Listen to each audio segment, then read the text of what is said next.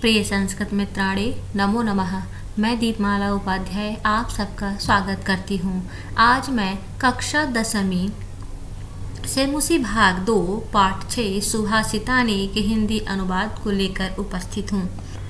यह पाठ 3 भागों में विभक्त होगा।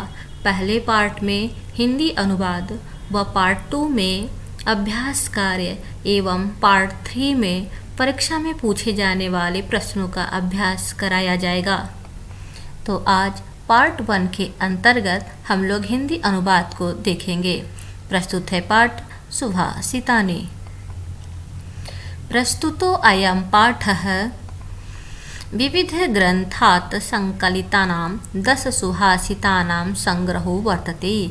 प्रस्तुतो अयम् अर्थात यह प्रस्तुत पाठ विविध ग्रंथों से संकलित 10 सुभाषितानां संग्रहो वर्तते से 10 सुभाषित श्लोकों का संग्रह अर्थात प्रस्तुत पाठ में विविध ग्रंथों से संकलित 10 सुभाषित श्लोकों का संग्रह है।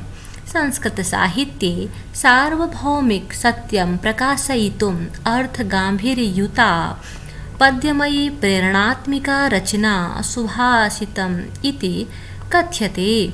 संस्कृत साहित्य में सार्वभौमिक सत्य अर्थात शाश्वत सत्य को प्रकाशित करने के लिए अर्थ की गंभीरता से युक्त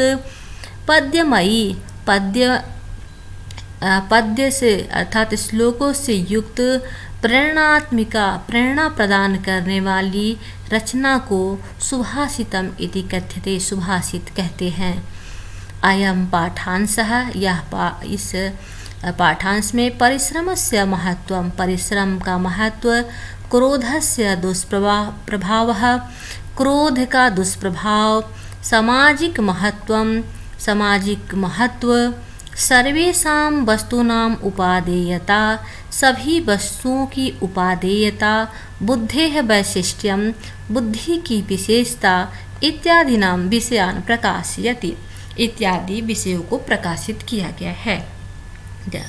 पहला श्लोक है आलस्यं हि मनुष्याणां शरीरस्थ महान् रिपुः नास्ति उद्यम समो बन्धः कृत्वा यं न वसीदति। अर्थात पहले श्लोक में परिश्रम के महत्व को बताया गया है। आलस्य करना ही मनुष्यों के शरीरस्थो शरीर में स्थित महान रिपुः महान शत्रु है। अर्थात आलस्य ही मनुष्य के शरीर में स्थित उसका महान शत्रु है अर्थात सबसे बड़ा दुश्मन है। नास्ति इसे तोड़ देंगे, नास्ति उद्यम समो बंधुः। नास्ति अर्थात नहीं है, उद्यम अर्थात परिश्रम, समो अर्थात समान, बंधु अर्थात मित्र। अर्थात परिश्रम के समान कोई उसका मित्र नहीं है। किसका? मनुष्य का। कृत्वा यम नावसीदति जिसको करके अर्थात परिश्रम को करके व्यक्ति कभी भी दुखी नहीं होता है।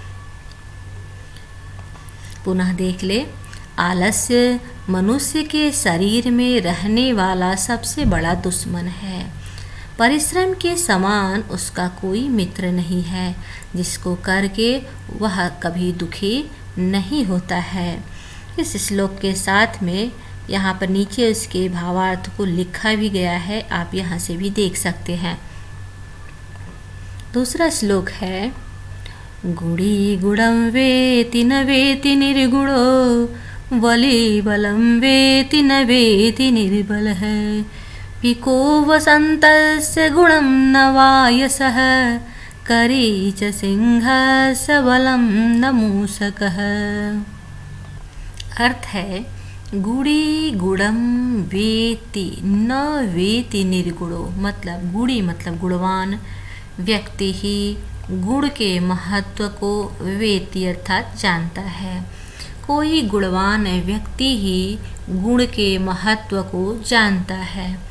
न वेति निर्गुणो गुणहीन व्यक्ति गुण के महत्व को नहीं जानता, अर्थात जब गुण उस व्यक्ति में है ही नहीं तो वह उसके महत्व को भी नहीं जानता। गुणवान व्यक्ति गुण के महत्व को जानता है, गुणहीन व्यक्ति नहीं जानता। बली बलम वेति, बलवान व्यक्ति बल के महत्व को जानता है, बल के महत्व को कोई निर्बल व्यक्ति, बलहीन व्यक्ति नहीं जानता। पिको वसंतस्य गुणम नवायसः, पिको पिको अर्थात कोयल, वसंतस्य गुणम वसंत के गुण को कोयल ही जानती है, न वायसः कोई कौवा नहीं जानता। करी च सिंहस्य बलम न मूषकः, करी अर्थात हाथी, हाथी ही सिंह के बल को समझते हैं, जानता है, अर्थात हाथी ही सिंह के बल को जानता है, न मूषकः चूहा नहीं। पुनः अर्थ देखें, गुणवान व्यक्ति ही गुण के महत्व को जानता है, कोई गुणहीन व्यक्ति नहीं जानता। बली बलम वेति न वेति निर्बलः, बलवान व्यक्ति बल के महत्व को जानता है, निर्बल व्यक्ति बल के महत्व को नहीं जानता। पिको वसंतस्य गुणम न वायसः, करी च सिंहस्य बलम न मूषकः, हाथी ही सिंह के बल को समझता है, न मूषकः चूहा नहीं जानता। अर्थात जिस व्यक्ति के पास जो चीज होता है वही उसके महत्व को भी जानता है। अगला श्लोक है, निमित्तमुद्दिश्य हि यः प्रकोप्यति ध्रुवं सतस्यापगमे प्रसीदति, अकारणद्वेषि मनस्तु यस्य वै कथं जनस्तं परितोषयिष्यति। अर्थ है, निमित्तम, निमित्तम अर्थात किसी कारणवश, उद्देश्य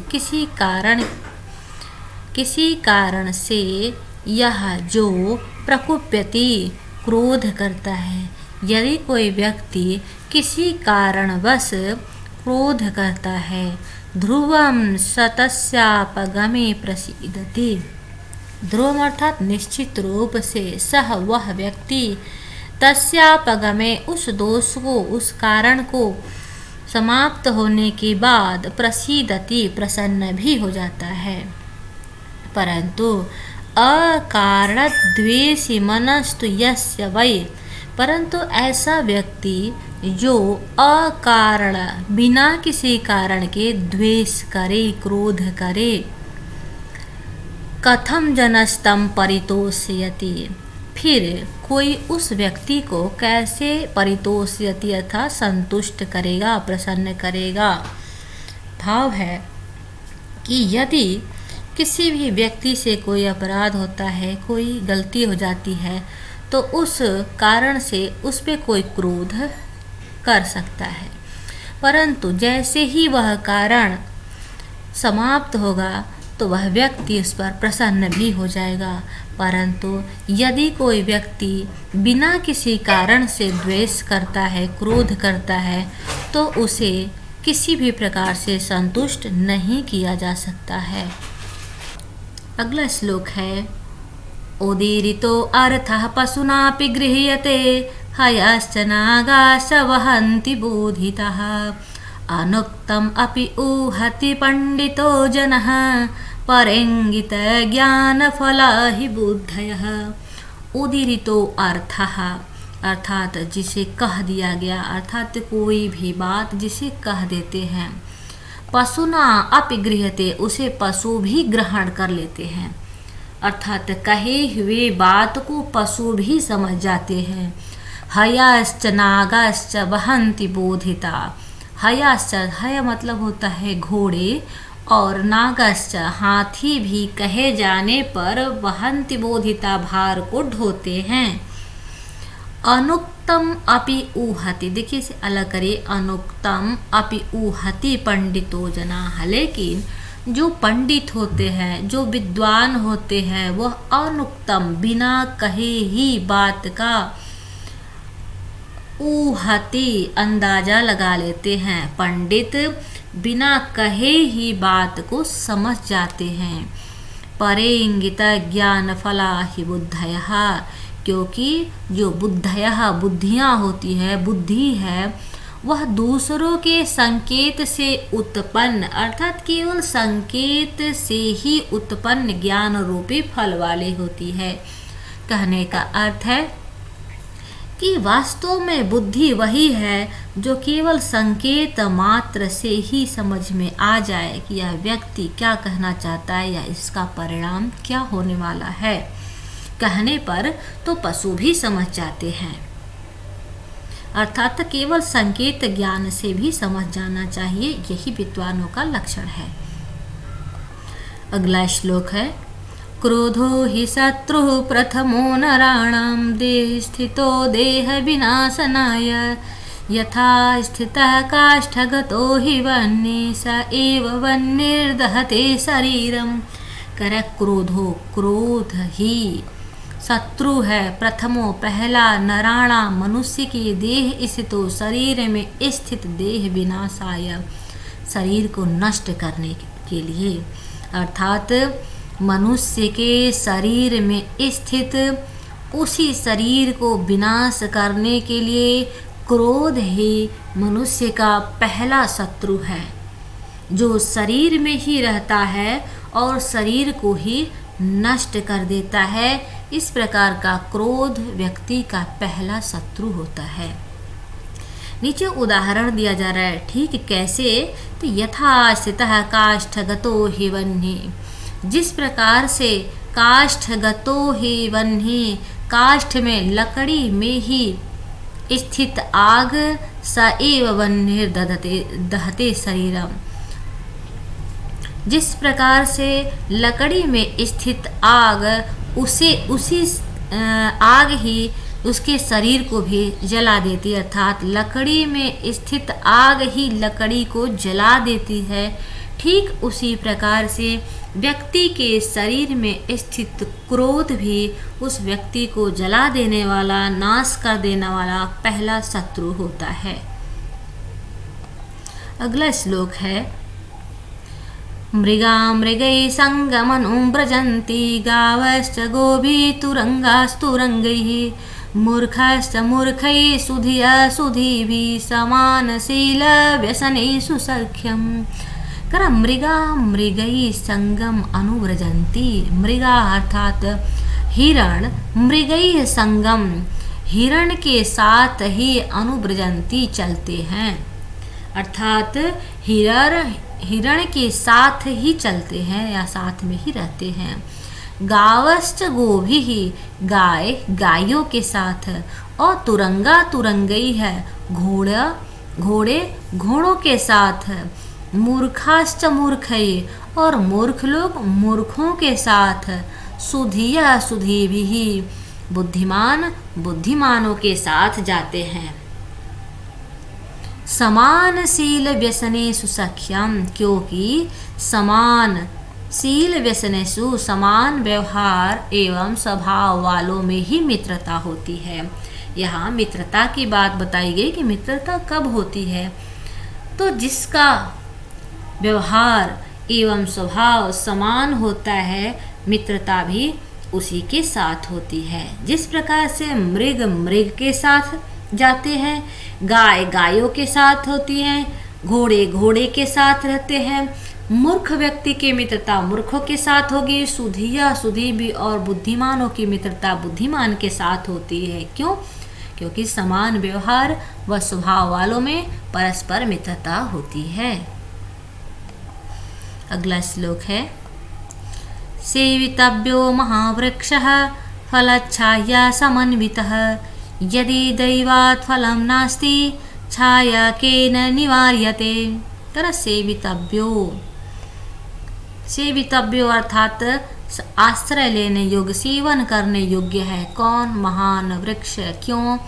फल छाया समन्वितः, फल और छाया से युक्त महान वृक्ष आश्रय लेने योग्य है या सेवन करने योग्य है। यदि दैवात फलम नास्ति, यदि भाग्यवश फल न भी हो, अर्थात वृक्ष पर फल न भी लगे हो तो भी छाया केन निवार्यते, छाया किसके द्वारा रोकी जा सकती है, अर्थात फल नहीं भी है तो भी वह वृक्ष छाया अवश्य प्रदान कर देगा। इस श्लोक में वृक्षों की महिमा के बारे में बताया गया है। अगला श्लोक है अमंत्राक्षरम नास्ति नास्ति मूलम अनौषधम अयोग्यः पुरुषः नास्ति योजकस्तत्र दुर्लभः। करे अमंत्र अक्षरम नास्ति, मंत्र से रहित अर्थात जो जिसमें मंत्र नहीं है वह अक्षर नहीं होता। मंत्र से रहित कोई अक्षर नहीं होता।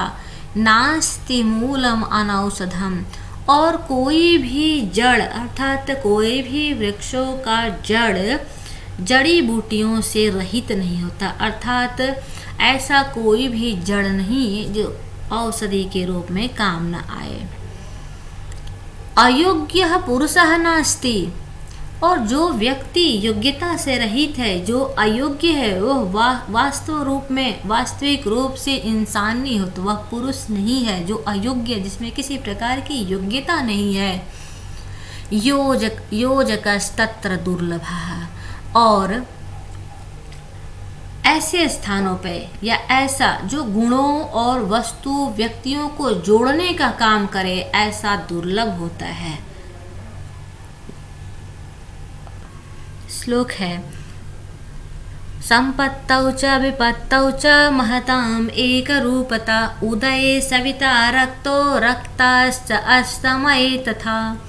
अर्थ है महताम एक रूपताम, जो व्यक्ति महान होते हैं वह संपत्ति में और विपत्ति में दोनों में ही एक रूप होते हैं, अर्थात एक जैसे ही रहते हैं। ठीक उसी प्रकार से जैसे उदय सविता रक्तो, सविता अर्थात सूर्यदेव उदित होते हुए भी रक्त होते हैं, लाल रंग के होते हैं, और रक्तस्य अस्तमये तथा अस्त होने पर भी लाल रंग के ही होते हैं। पुनः देखें, संपत्ति और विपत्ति अर्थात चाहे वह धनवान हो जाए या फिर गरीब हो जाए, धनहीन हो जाए, दोनों ही परिस्थितियों में महान लोग एक स्वरूप वाले होते हैं, समान होते हैं। अर्थात संपत्ति में बहुत अधिक प्रफुल्लित नहीं होते और विपत्ति में बहुत अधिक दुखी नहीं होते, दोनों में ही समान होते हैं। उदय सविता, जिस प्रकार से सूर्य के अस्त होने के समय भी लाल रंग होता है और सूर्य के अस्त के समय भी लाल रंग होता है, ठीक उसी प्रकार महान लोग भी होते हैं। अगला श्लोक है विचित्रे खलु संसारे नास्ति किंचित निरर्थकम अश्वश्चेत् धावने वीरः भारश्च वहने खरः। निश्चित रूप से इस अनोखे संसार में नास्ति नहीं है, किंचित निरर्थकम कुछ भी बेकार नहीं है। निश्चित रूप से इस विचित्र संसार में कुछ भी निरर्थक नहीं है। अश्वश्चेत् धावने वीरः, यदि घोड़ा दौड़ने में उपयोगी होता है, वीर अर्थात उपयोगी है, तो भारस्य वहने खरः, तो गधा भार उठाने में भी उपयोगी होता है। अर्थात जिस प्रकार से अश्व की उपयोगिता है, ठीक उसी प्रकार से गधे की भी उपयोगिता। अर्थात हर व्यक्ति वस्तु का एक अपना महत्व अवश्य होता है, कुछ भी निरर्थक नहीं है। यहाँ पर इस पाठ का हिंदी अनुवाद पूर्ण हुआ। उम्मीद है आप लोगों को पसंद आया होगा। पार्ट 2 में हम लोग इस पाठ के अभ्यास कार्य को देखेंगे। यदि आप चैनल पर नए हैं और अभी तक आपने सब्सक्राइब नहीं किया है तो कृपया सब्सक्राइब भी कर लें व अपने संस्कृत पढ़ने वाले अन्य मित्रों तक भी शेयर करें। धन्यवाद। मिलती हूँ फिर अगले वीडियो के साथ।